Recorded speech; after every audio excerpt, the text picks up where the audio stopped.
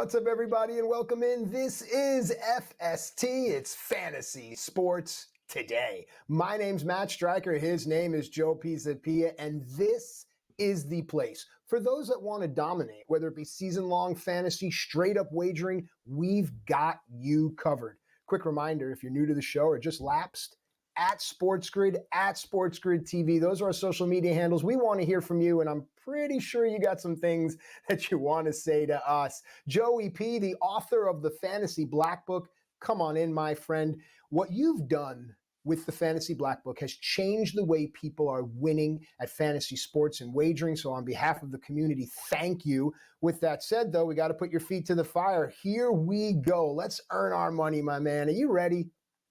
Oh, I'm definitely ready. Week one, we always say, is a bit of an illusion, but there were definitely some things to take note of and to watch in week two to see if they repeat or change. And I think this is going to be a very interesting week two. We got some teams that had some surprising losses and some teams that already have massive injuries. And let's start with the massive injury under center for the San Francisco 49ers. Oh, they have such an easy schedule. Oh, everything's going to be sunshine and roses for the 49ers. Well, guess what? They almost lost to the Seahawks. They should have lost. Sam Darnold with that turnover in the red zone basically right at the end of the game. Brutal loss there for Seattle, but really a tougher loss, I think, of Brock Purdy for the 49ers. So let's start there. He's going to miss 3 to 5 weeks. He's got a non-throwing shoulder issue that was possibly keeping him out already. And now he's got the turf toe. Oh, the dreaded turf toe. Everybody hates the turf toe. I miss those Tough Actin' Tenactin commercials from John Madden in the 80s. Did I just say that? I just want to put that out there. Boom! Tough Actin' Tenactin. Well, you got that fungus on your foot? Boom! You just sprayed us. Where's our John Madden? We need John Madden back. But anyway, we've got Brock Purdy now turning over the keys to Mac Jones. Now, what does that mean? Well, we don't really know yet, and that's the honest truth.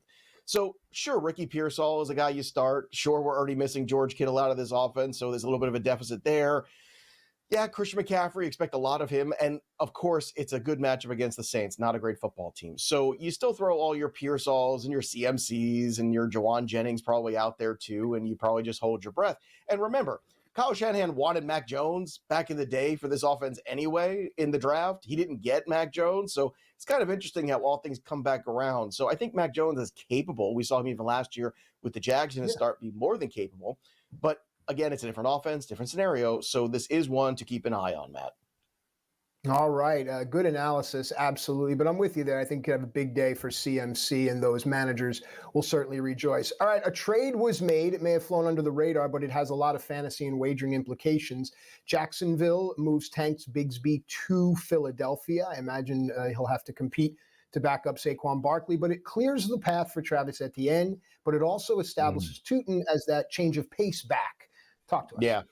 Yeah, a lot of fantasy implications. We don't usually get an NFL trade on Monday during week one. That's just not something you see very often. So everybody was kind of looking at each other like, is this real? Is this really happening? So yeah, Tank Bigsby is going to now be, I believe, personally, the backup to Saquon Barkley. Will Shipley's dealing with an injury. Yeah, Shipley's been in the offense longer, but Bigsby is, I think, the guy that would probably see more attention. I think this is more of an indictment on A.J. Dillon, who they brought in the offseason, who I thought was going to be probably that other power back if something happened to Saquon. And look, I don't want to glean too much of this and say, oh, Saquon is going to go down this year. But I've said that quite a bit, that it's certainly possible considering all the data we have. So having insurance at the running back position is enormous. And Bigsby, should he end up at some point being the starter because of a Saquon Barkley injury, has huge value in a place that runs the football as efficiently as the Eagles. And to your point, on the flip side now, that Jags backfield just got a little bit easier. Etienne had a great first week. Granted, it was against the Carolina Panthers, who gave up 3,000 yards last year against the run. Let me say that again.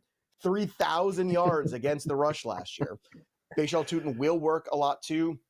I think they kind of cleared their path. They see what's going on. And I think that's very important going forward, that now if you drafted Etienne, and we were big proponents of that here on the show in draft season, now it's kind of a clear path for him to be the clear number one. I always thought he fit the Liam Cohen offense much better than Tank Bigsby's style of running, and it looks like Joey P was right on this one.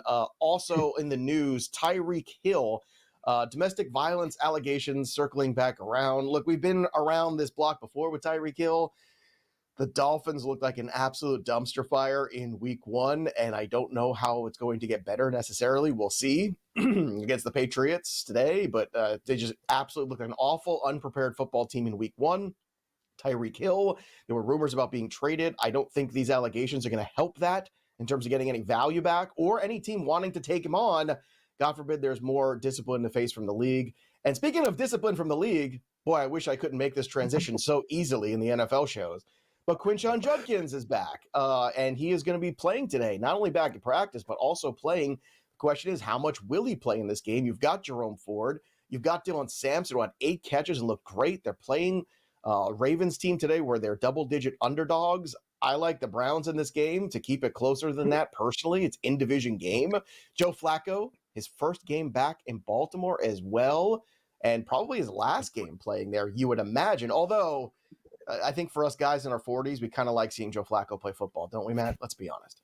Yeah, absolutely. There's always going to be, I call them the Randy Couture moments for my old MMA fans. Yeah, absolutely. But as we know, as we get older, injuries, they take their toll. So there's a transition. Let's talk injuries. There's a lot of big names that are hurt. So let me know what your gremlins are telling you. Who's playing, who's in, who's out? My first question to you as a manager of Drake London, what's the deal? Well, Drake London is going to play. He was dealing with a shoulder issue, but that seems to be not keeping him off the field, which is good news. Big game for them. Prime time against the Minnesota Vikings. Darnell Mooney also going to play in that game. Evan Ingram, one of the many tight ends we were worried about dealing with a calf issue, but he is going to play as well. And this was a tough week, right? Because you had Brock Bowers, who was dealing with an injury of his own. He is also going to play. Evan Ingram, there was speculation he might not play. He's going to play, but George Kittle's going to be out. He went on IR. He's going to be out for probably at least, I would say, 5 to 6 weeks, somewhere in that range, you would imagine. So all of a sudden, the tight end waiver wire with Juwan Johnson, with Harold Fannin Jr. kind of went bananas. And look, Tucker Kraft, another one of our favorite light tight ends, has gotten off to a great start. So if he was floating around in a more shallow league, hopefully you picked him up. But it was a rough first week for the tight ends in terms of health. So Trey McBride, the only guy at the top, kind of unscathed. But big, important thing here for the Raiders to have Brock Bowers on the field, because he is a difference maker for that offense. You see it time and time again. So the news was that Pete Carroll said, hey, look, great in practice yesterday. So they finally did get that practice. And because it was a Monday night game, we had to wait an extra day, which set panic in to people like me, without a doubt.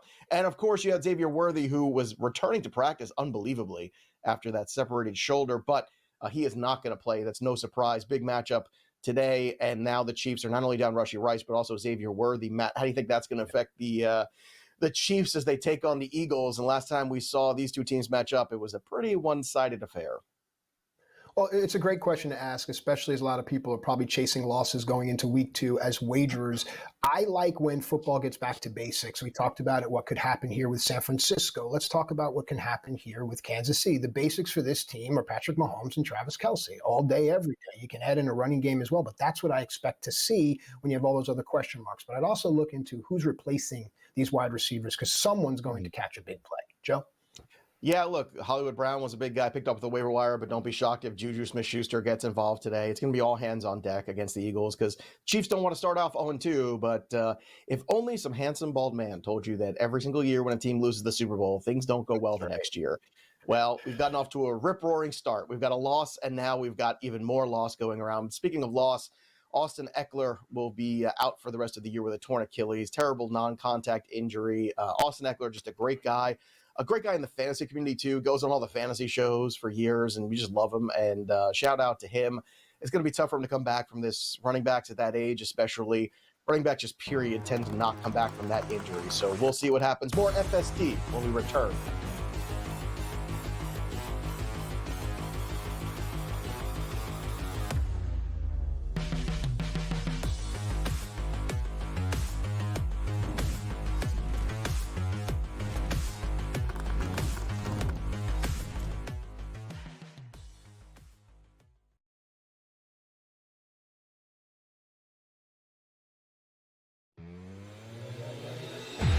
Pitch today.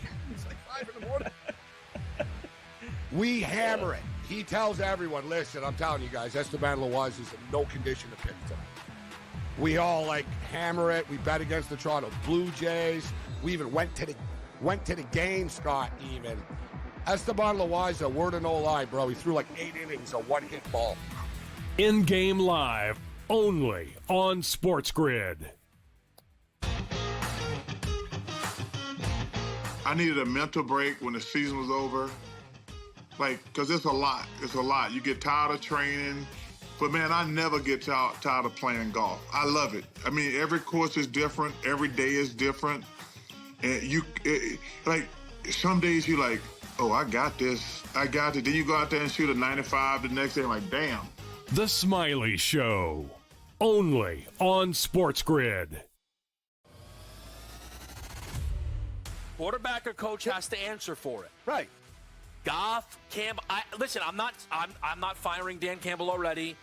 I might be shipping Goff. I don't know, but I think the Lions. Again, it's week 1. Are we overreacting? I think the panic meter in Detroit is blaring. I think people are wondering, when do the Pistons start? Pro Football Today, only on SportsGrid. It's the most beautiful time of the year. No, not because of foliage or pumpkin spice lattes. It's because of football. SportsGrid has you covered all season long, covering every snap, every score, and every line move. Prepare, watch, win. Weekends are for winners. Only on SportsGrid.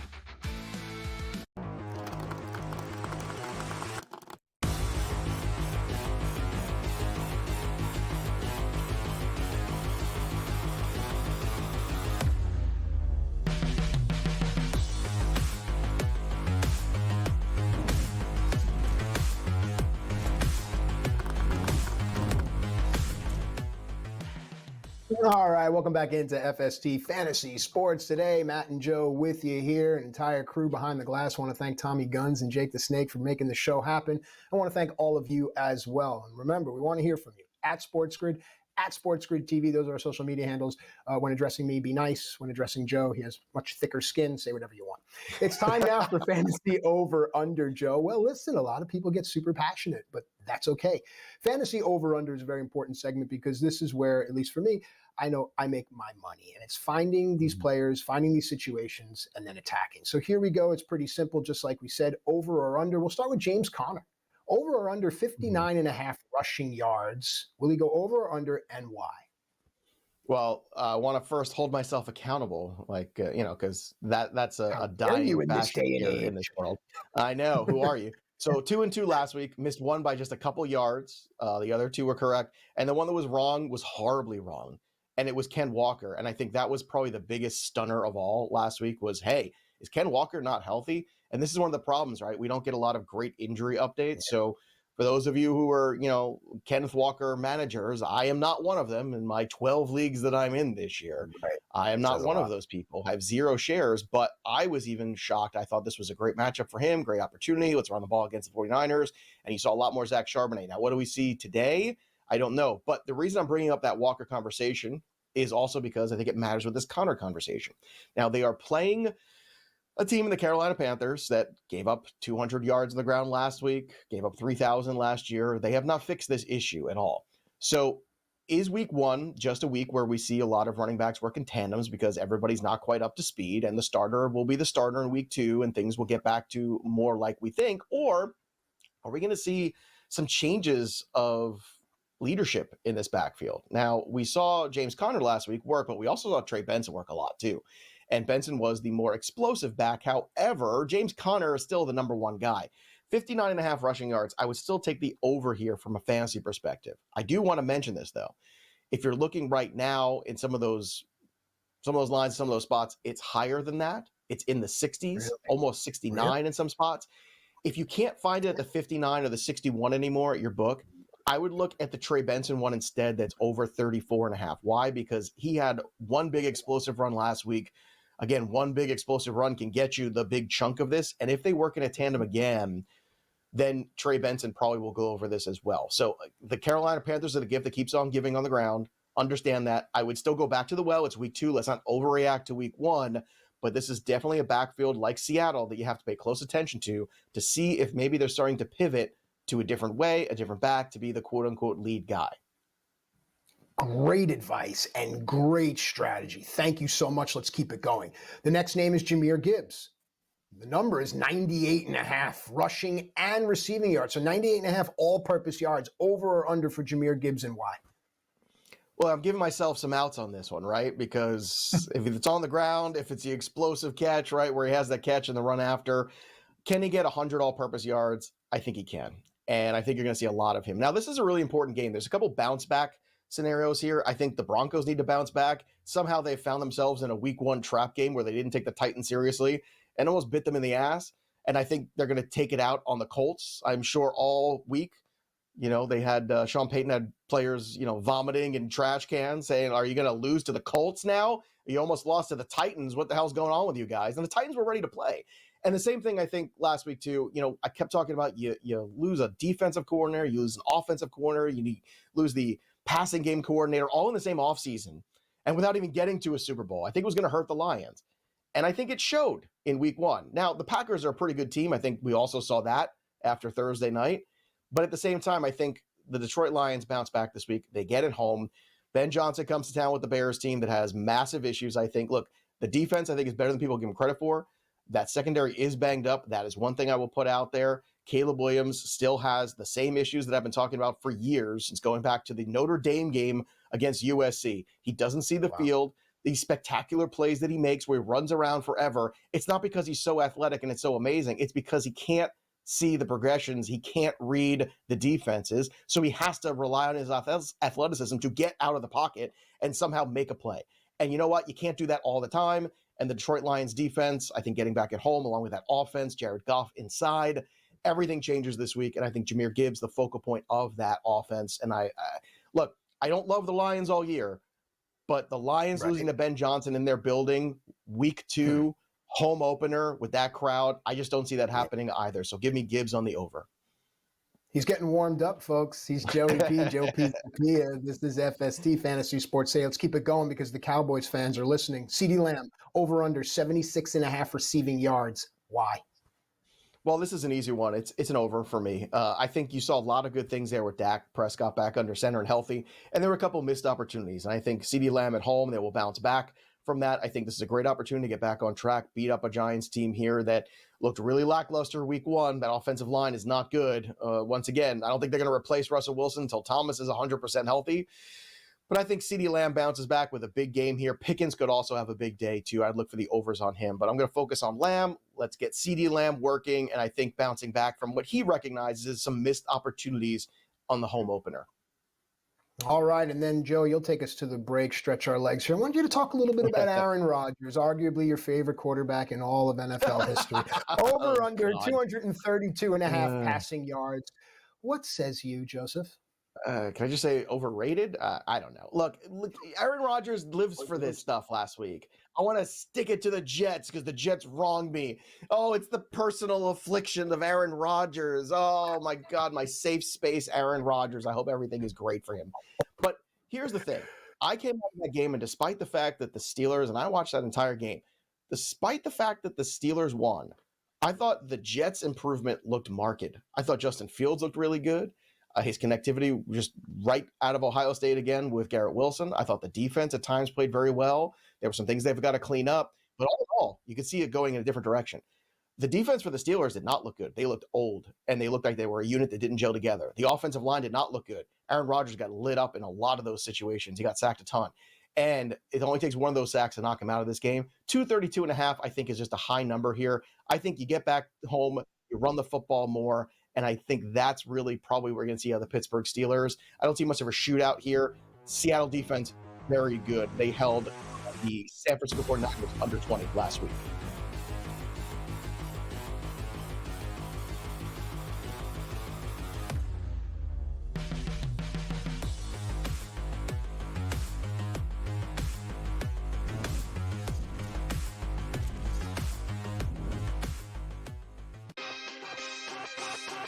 It was nice to see that even though they couldn't follow the same blueprint as last season or just the way that everyone thought their offense was going to run this year, Josh Jacobs struggled and Jordan Love stepped up. And if you're a Packer fan, that's what you were hoping to see, is that in the moments where you can't rely on the run, Can the quarterback that you invested a lot of money into, now draft capital, putting weapons around him, rise to the occasion? And he did.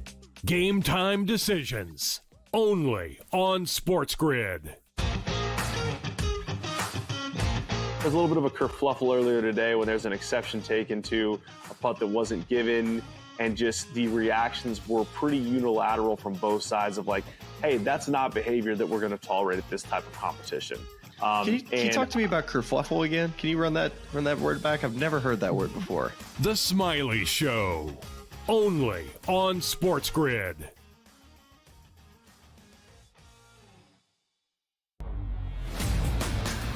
Who wants to go to Chicago in February for a Super Bowl? Hey, the NFL can host outdoor parties on Lake Michigan. Stop the madness at this point. But now I take a look at the Denver Broncos. Always fun in the Mile High City. Why? Because what a home field advantage. It's at elevation. It's going to be cold. It might snow, and Denver's going to have that advantage. You know what Denver goes?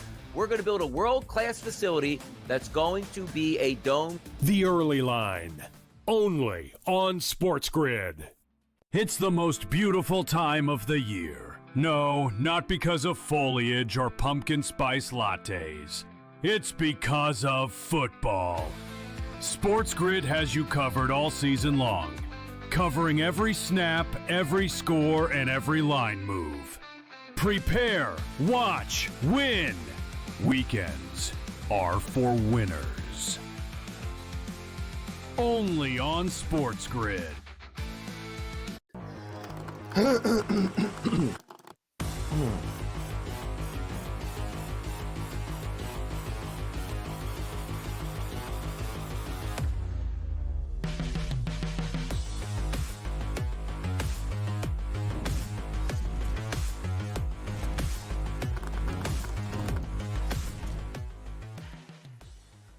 All right, welcome back into FST Fantasy Sports Today. Matt and Joe with you here. It's time now for Buy Low, Sell High. And our first Buy Low is an interesting one because it's not just a player. It's a select group of players. Joe, what are you doing here? Yes, I'm reminding everybody, because I know we have short-term memory loss here, that rookie running backs take a little while to get going. And in case you need some reminders, let's just dial it back to a couple years ago of some players like Jahmyr Gibbs. Remember Jahmyr Gibbs? First 6 weeks of the season, people wanted to drop Jahmyr Gibbs. He was one of the most dropped players, traded players. Yeah, that Jahmyr Gibbs, because people are impatient and dumb. And I'm trying to make you smart. This is what we're trying to do here on the channel. Well, I mean, I hate the lack of patience. It's week one and people are freaking out. Do you know how many rookie running backs of all the ones that we loved and all the ones that got drafted this year? We said it's a great rookie running back class. You know how many finished as an RB even 2 last week in week 1? Take a guess how None many. off the top of my head. 0? 2. 1? 2. Okay. Genty was 24 and Ja'Cory Krosky Merritt was 17. That's it. So no RJ Harvey, no Amari and Hampton, no Travion, like all the guys, it was just miserable. It's okay. Go back to David Montgomery, DeAndre Swift. I mentioned Jahmyr Gibbs. The list goes on and on. These guys will have massive impacts most likely in the second half of the season. So we have to manage it. We have to get there. But in the same time, there's a unique opportunity, right? Caleb Johnson wasn't even active last week, right? It was crazy. We're looking at like, what are we doing here? Kenneth Gainwell? That's what we're doing. Kenneth Gainwell? Just be patient, all right? Caleb Johnson, if he got dropped, and chances are he did in a lot of leagues, go pick him up. If you can buy low on RJ Harvey, Travion Henderson, Cam Scadaboo, any of these guys, buy everywhere on the rookie RBs. Let them sit there, let them stew a little bit. And by the time we get to November 1st, I guarantee you're going to be very grateful that you did. But it doesn't matter. Again, Jahmyr Gibbs is the perfect example, because if you look at his first 6 games of his career, it was awful. The usage wasn't there. And people are going to, why the hell did they spend such an early pick on him? It takes a little time for the rookie RBs to hit. And week 1 certainly was not that time. So instead of pouting, if you've got these guys, just be patient, find some solutions in the meantime. But if you don't have these guys, what a time to be alive. What a time to start throwing out some low ball trade offers and making some moves and buying low on rookie RBs everywhere you can.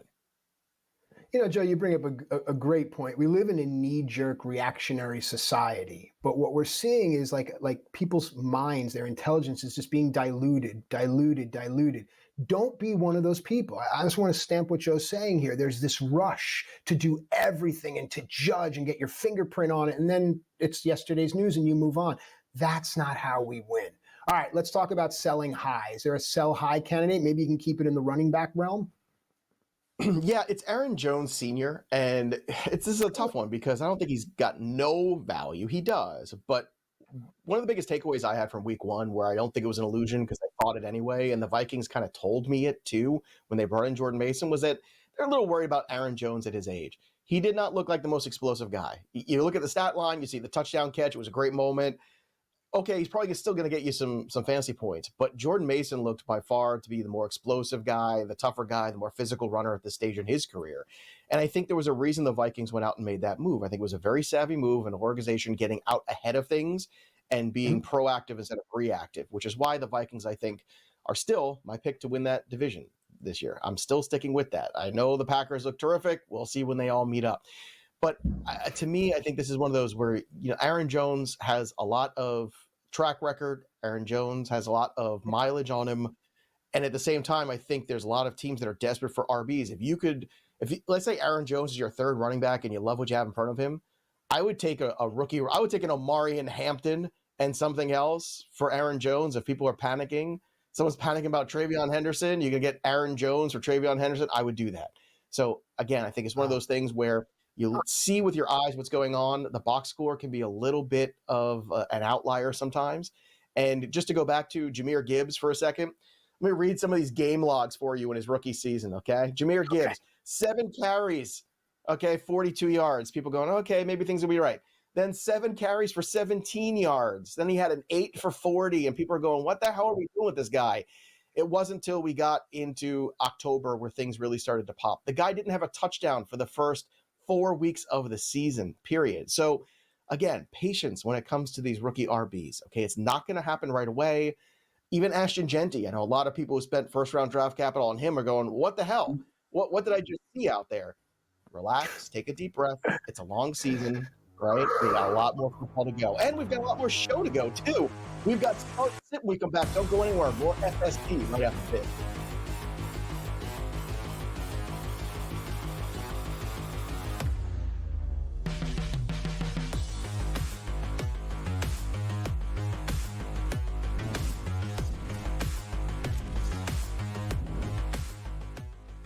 Sharpest football contest show in the land. The Las Vegas Football Contest Show focuses on Circus Sports Million, Circus Survivor, and the Westgate Super Contest, handicapping the games and releasing our contest picks every week of the season.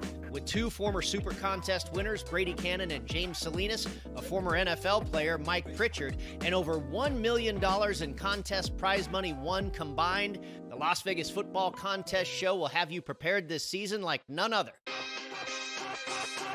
It was nice to see that even though they couldn't follow the same blueprint as last season or just the way that everyone thought their offense was going to run this year, Josh Jacobs struggled and Jordan Love stepped up. And if you're a Packer fan, that's what you were hoping to see, is that in the moments where you can't rely on the run, can the quarterback that you invested a lot of money into, now draft capital, putting weapons around him, rise to the occasion, and he did.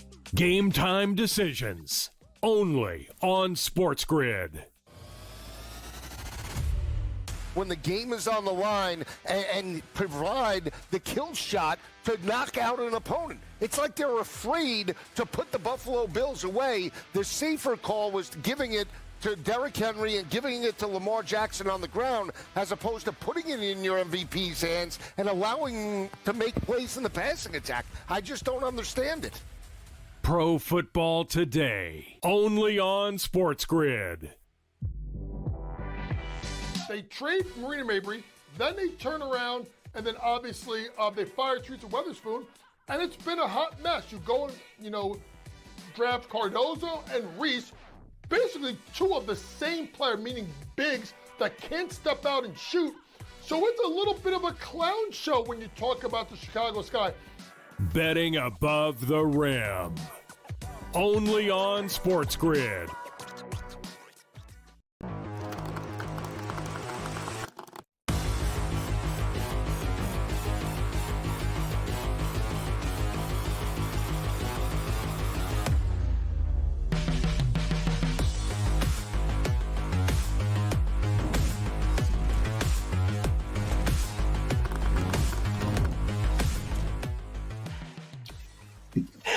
right, welcome back into FST, Fantasy Sports Today. Matt and Joe with you here, and it's time that you've all been waiting for. It's time for FST Start Sit. Remember, at SportsGrid, at SportsGrid TV, those are our social media handles. We're pulling these directly from you, so here we go. It's smarter to be on SportsGrid. All right, Joey P., the first one coming in is going to be a running back question. It features Kenneth Walker III. He has at Pittsburgh, or Jaylen Warren against Seattle. Which way are you leaning? Yeah, same game, two running backs to choose from. And look, if you asked me this last week, I would have said, what are you, crazy? You got to start Ken Walker here. But I have pause now with this Zach Charbonnet stuff. And Seattle did tell us, we're going to start working Zach Charbonnet in more, really like what he brings to the offense. And I think that between, that and the foot issue that Walker was dealing with, you don't like running backs with feet issues. That's not a great, again, back to John Madden. Where's John Madden with the Tinactin? Boom. All you got to do, Ken Walker, you spray that Tinactin on you. Boom. Next thing you know, you're back out there and you're running for 120 yards. But yeah, look, I'm going to go with Jaylen Warren here. Kenneth Gainwell, I know he's around, but give me Jaylen Warren at this stage. And I want to see how that Seattle backfield looks. And look, there's a lot of narratives in this game, too. It's the first Aaron Rodgers start at home as a Pittsburgh Steeler. He's coming home the conquering hero after a W. It's DK Metcalf against his old team, Seattle Seahawks. But that Seattle Seahawks defense is for real. Unfortunately, Sam Darnold is also for real, and Sam Darnold sometimes makes mistakes that you just can't come back from. But they held the 49ers in check. I mean, let's not just lose that. 17 points last week from this 49er offense with Christian McCaffrey and Ricky Pearsall and George Kittle for at least part of that game, too, had a touchdown. I know injuries happen. I get it's part of the game, but this one to me also really intriguing. I want to see what Seattle shows me in terms of that backfield split before I commit to Ken Walker, which I know is tough news to hear for a lot of people who have him. But I think if you have other options, you sit him and you wait and you watch today, because last week was a little disturbing. All right, sports gridders, get your questions in for Joey P. Start sit. This one comes in from a gridder in Homedale, New Jersey. It's a wide receiver question. Keenan Allen at Las Vegas or Keon Coleman at the Jets? Which way do we go, Joe? I think Keon Coleman's going to get the sauce this week. That's right. He's going to get sauced with Sauce Gardner. And look, Gardner lost a little bit of a step last year, but I think this Aaron Glenn regime is going to, I think, reinvigorate this Jets team. Jet fans, look, I know I make fun of you a lot on the show, and I think you'll admit with good reason over the years. But I think there was a lot of positives to take away, and I'm not being patronizing. I am being honest. I thought the Jets came out of that game showing, hey, we're going to be competitive. It would not shock me if the Jets even covered this game against the Bills, which sounds outlandish and crazy. But coming off a primetime big, victory with all that emotion going through you, it wouldn't shock me if the Bills kind of came out a little sluggish in this one. And the Jets are ready, and the Jets don't want to go 0-2, even though I fear they might here with the way the schedule is mapped out. I'll take Keenan Allen against the Las Vegas Raiders instead. Keon is good for like those big plays and those big moments there, but I think Palmer is the more intriguing guy in this matchup, in particular with the corners matchup here. So I'll take Keenan Allen. What I saw out of him, that connectivity has not gone anywhere with Justin Herbert. We're right back. And Chargers are going to be tough, man. I keep telling everybody this. With Keenan Allen there, QJ having a good game, Lad McConkey. Yeah, they have two running backs, and everyone keeps telling me how, they're just a run-first offense. Roman never had a quarterback at that stage of his career. Lamar was still in development where Herbert is now. So they can do more things. They just need more talent on the receiver side. They have that now. I think it's going to be really interesting to see how that progresses throughout the season. So give me Keenan Allen in this one. All right, I like it. Now let's move around. This question comes from a sports gridder down south, actually. Hello to Boca Raton, Florida. It's a quarterback question. Trevor Lawrence at Cincinnati, porous defense, or J.J. McCarthy home against Atlanta. What about McCarthy's health? I mean, Del Boca Vista? Is that where they are? I love the Del Boca Vista. All over that shuffleboard court.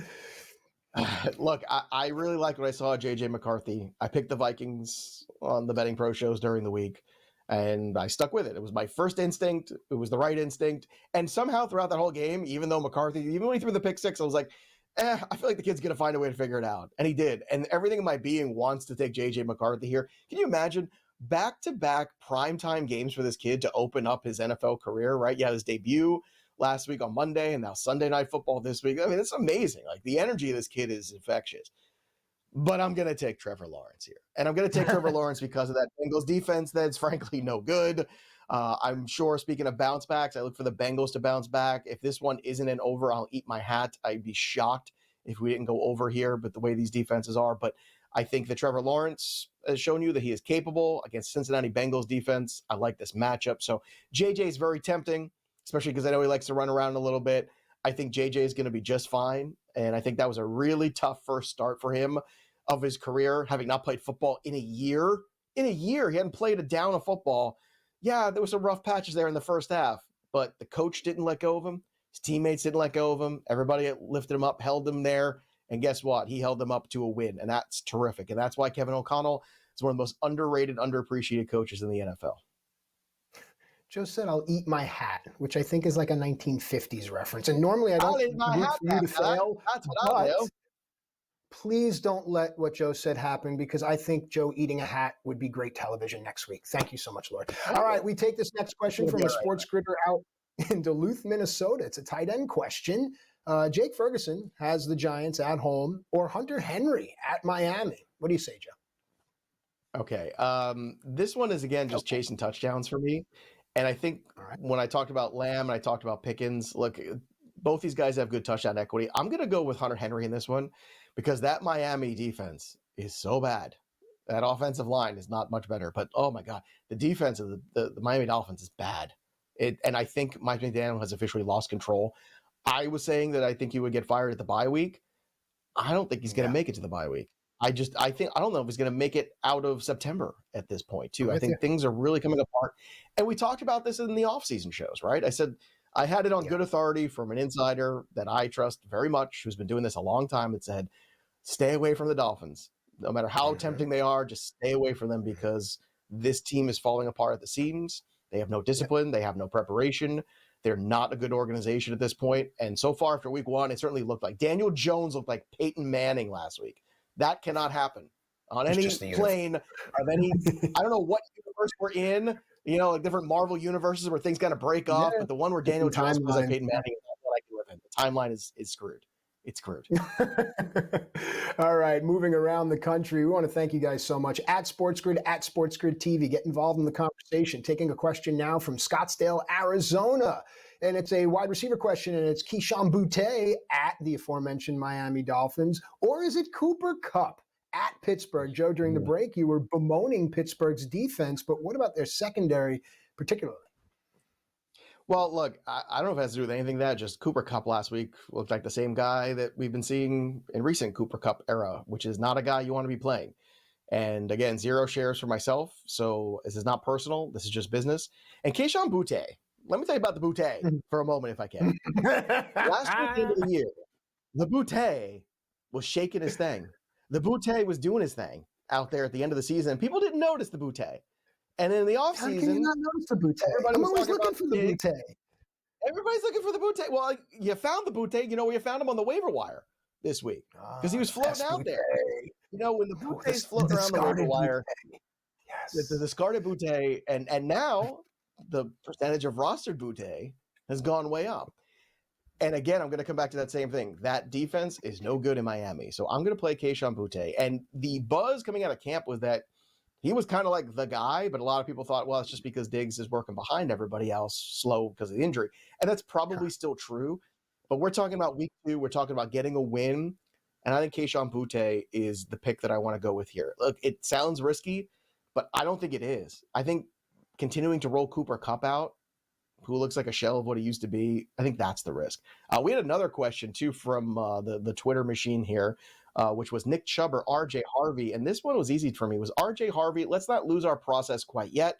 I know the Broncos didn't look good, but let's try to stick with the process a little bit longer. I don't like that Bucs matchup for Nick Chubb or any running back for that guy. More FST right after this.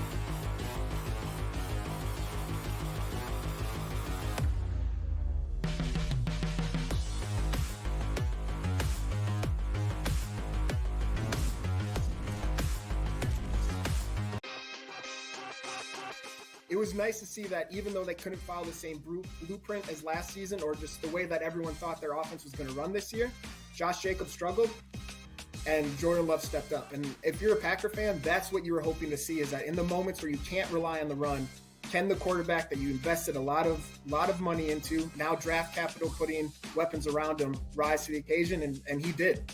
Game time decisions. Only on SportsGrid. It's the most beautiful time of the year. No, not because of foliage or pumpkin spice lattes.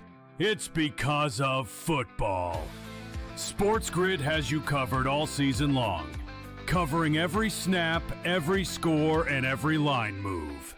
Prepare, watch, win. Weekends are for winners. Only on SportsGrid. Oh, Johnny, then you don't believe in face recognition, do you? Because I can assure you, oh, yes, they do. They absolutely do. They will find that guy in a heartbeat. And by the way, why would you want to go to Vegas? You want to talk about facial red? They won't let you step in a casino. They won't let you step anywhere in The there. Early Line, only on SportsGrid. There's a little bit of a kerfluffle earlier today when there's an exception taken to a punt that wasn't given, and just the reactions were pretty unilateral from both sides of like, hey, that's not behavior that we're going to tolerate at this type of competition. Can you talk to me about kerfluffle again? Can you run that word back? I've never heard that word before. The Smiley Show, only on SportsGrid.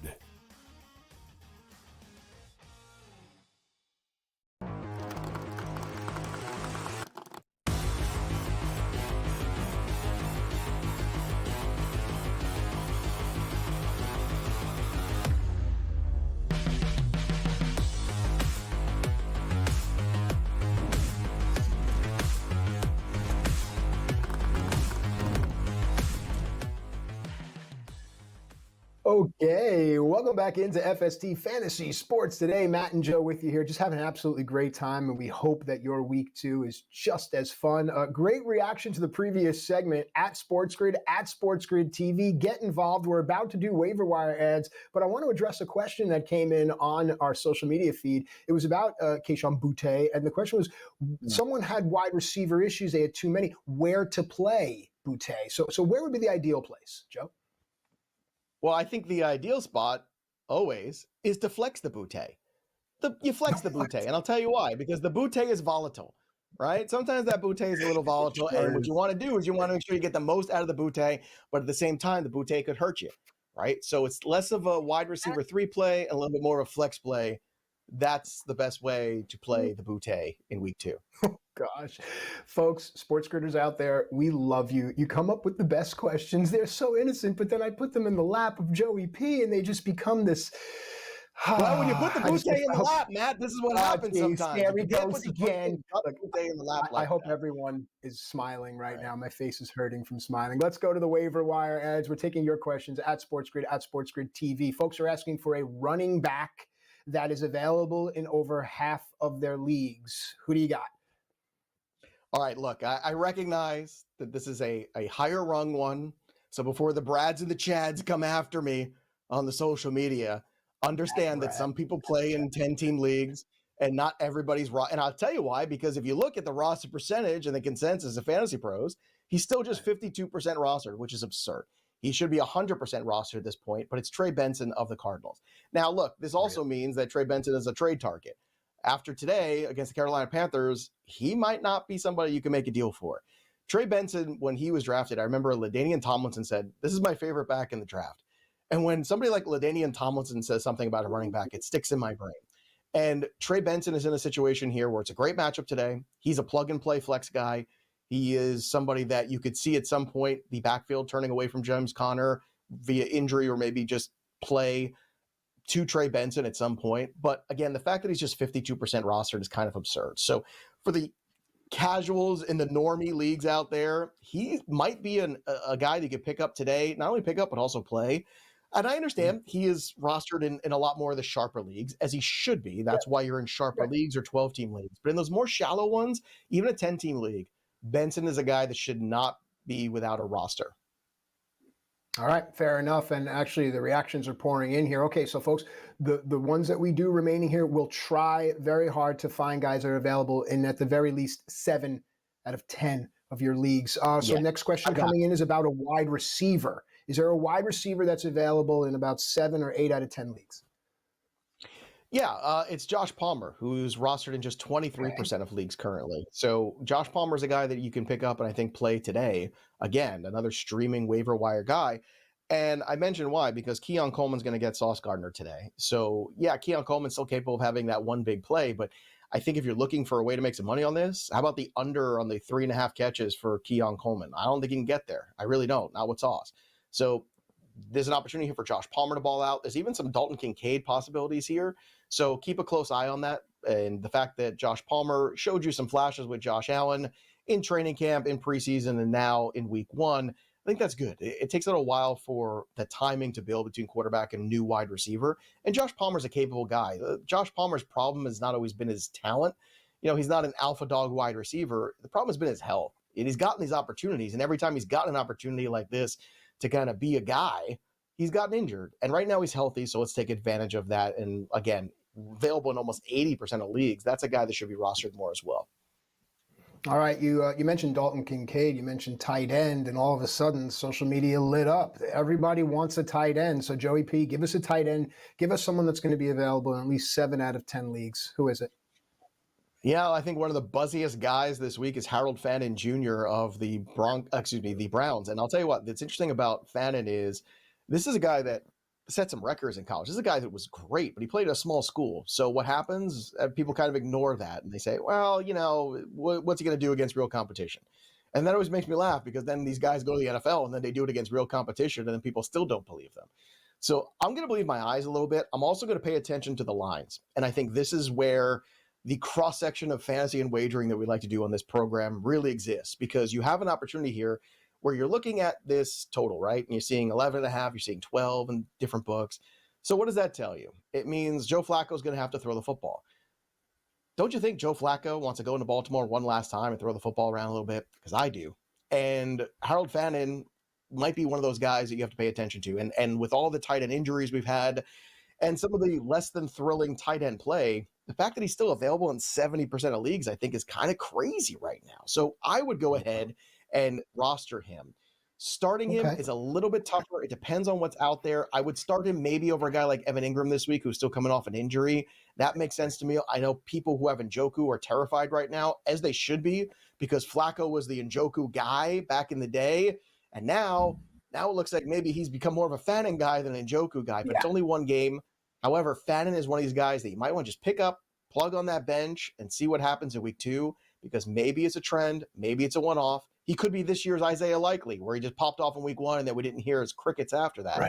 But if he's not, he becomes a huge trade chip or a huge league winner potentially. So let's get him on a roster as soon as we can. Yeah, and he gives the Browns a lot of different looks, and that's an offense that is unpredictable and nobody really wants a wager upon, at least no one I know. Okay, let's get back here to our social media. We want some quarterbacks. All right, give us a quarterback that's widely available, Joe. Yeah, Geno Smith, a guy that you could stream this week. Let's say you lost Brock Purdy, and that's who I'm trying to help out this week. He's only 13% rostered, and I think when you look at Geno Smith and his matchup he's got against the Chargers are going to push the football. Chargers are going to put up points. So with Brock Bowers playing today, I like it a lot more. You got Jacoby Myers, you got Ashton Genty. Like you've got some dudes now, and you hope that you can, push the offense a little bit better. A lot of new stuff, a lot of pieces coming together. And then the last one too, if you're looking for a streaming defense this week, how about the Rams? Only 30% rostered. They get the Titans and rookie QB Cam Ward. I like Cam Ward, but again, this is a very good pass rush. Jared Verse is a monster. Sean McVay is a great head coach. They're going to have a game plan for this rookie and throw a lot of confusing things at him. A really tough schedule to start a career for Cam Ward. You get Sean Payton and the Broncos, and then you get Sean McVay, the Sean's back-to-back. Things will get better, Cam, but not this week. More FSD right after this.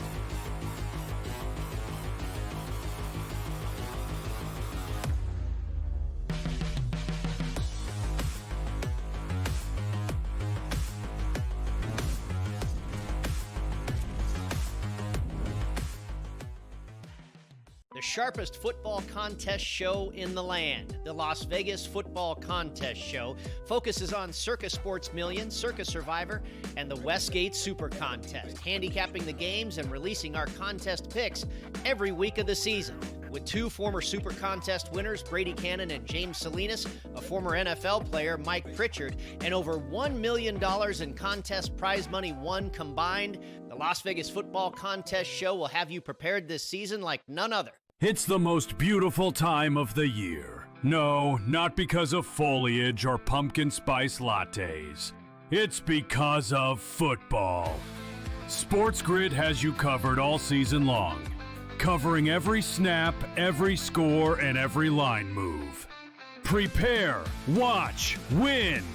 Weekends are for winners. Only on SportsGrid. He says, you can't get in a position, Tiger, Rory, Justin Thomas, those guys are this tall.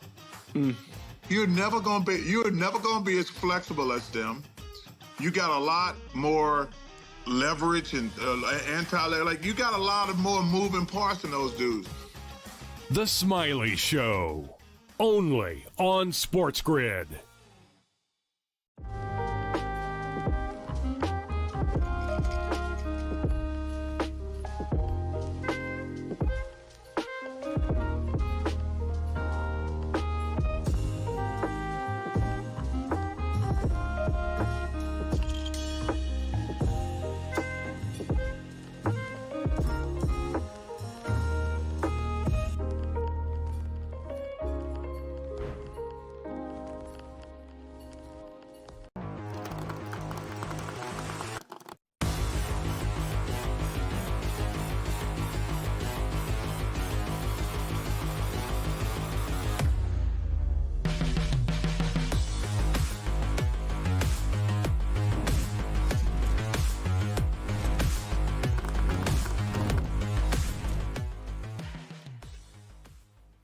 All right, welcome back into FST Fantasy Sports today. Matt and Joe with you here, just having an absolutely great time. Want to tip the cap once again to our team behind the glass. Of course, the one and only Tommy Can You Hear Me and TD Jake. We have a bunch of others back there making this show go, as well as all of you.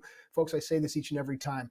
Tonight when you go to sleep, think that something great is going to happen to you tomorrow. And before you do that, think of all the great things that have happened to you today. I promise you, it'll change the way you think, and it might change the way you wager as well. Joey P., you've done that for a generation of people with your Fantasy Black Book. Thank you so much. I'd like to dive into your mind. Give me 3 things you're looking forward to this coming week. We call it 3 and Out. Yes, let's do that. I like that. I like the moment of zen there. A little positive thoughts, always a good thing. In this world, yeah, it's important. It's important. 3 and Out. Let's start with the Mac attack, baby. Mac Jones getting a new lease on life. Is Brock Purdy a system quarterback after all? Yes. But that's okay. Mac Jones could fit into that system and possibly be successful. I would not be shocked if Mac Jones went out there against the Saints and looked really good. And I've been watching that Dallas Cowboys documentary on Netflix, and I forgot about the Steve Berline run into the playoffs when Troy Aikman got hurt. I totally forgot about that in my youth. And I'm wondering, could we have another one? What if Mac Jones rattles off a bunch of wins? Does Brock Purdy just come back in and look like, it's like, well, it's my job there, a step away? I don't know. I mean, they are paying Brock Purdy, so probably yes, but what if?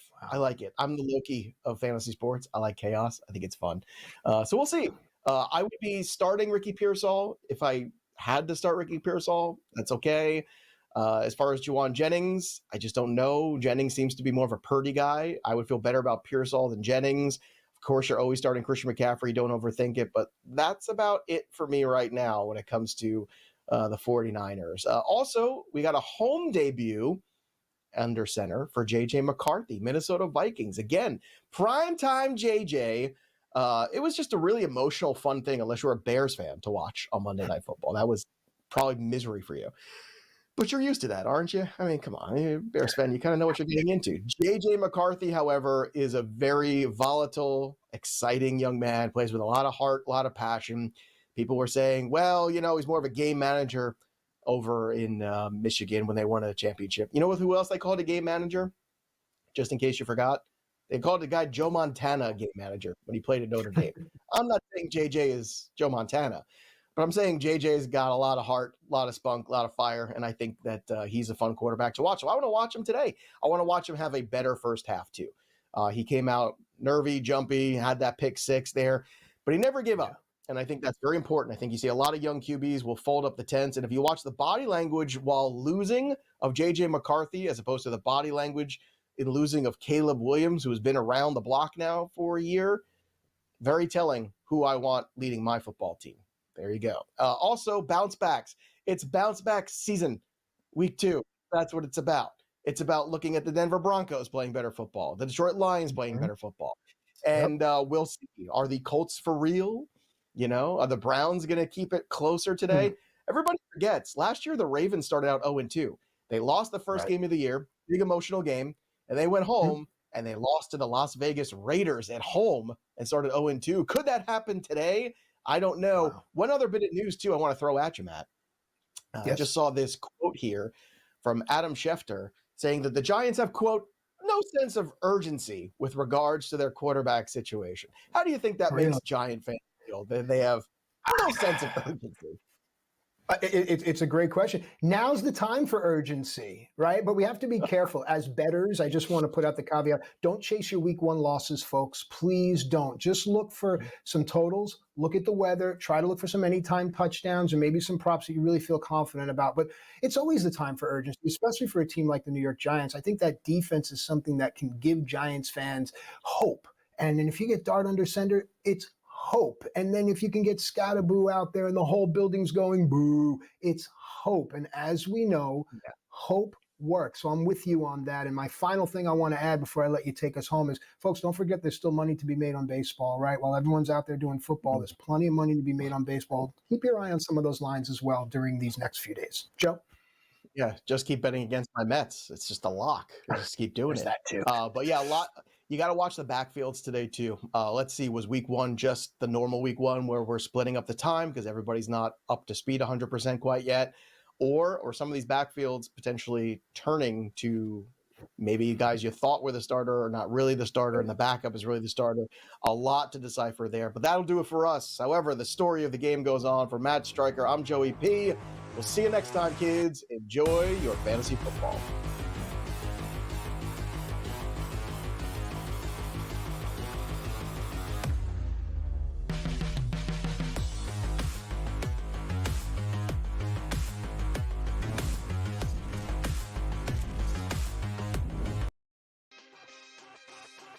It was nice to see that even though they couldn't follow the same blueprint as last season, or just the way that everyone thought their offense was going to run this year, Josh Jacobs struggled and Jordan Love stepped up. And if you're a Packer fan, that's what you were hoping to see, is that in the moments where you can't rely on the run, can the quarterback that you invested a lot of money into, now draft capital, putting weapons around him, rise to the occasion, and he did. Game time decisions, only on SportsGrid. There's a little bit of a kerfluffle earlier today when there's an exception taken to a punt that wasn't given, and just the reactions were pretty unilateral from both sides of like, hey, that's not behavior that we're going to tolerate at this type of competition. Can you talk to me about kerfluffle again? Can you run that word back? I've never heard that word before. The Smiley Show, only on SportsGrid.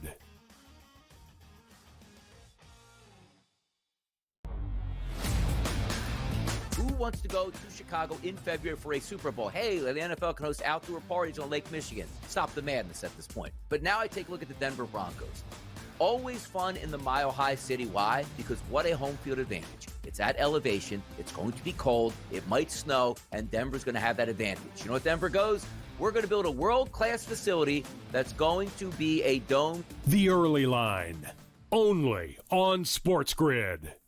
It's the most beautiful time of the year. No, not because of foliage or pumpkin spice lattes. It's because of football. SportsGrid has you covered all season long, covering every snap, every score, and every line move. Prepare, watch, win.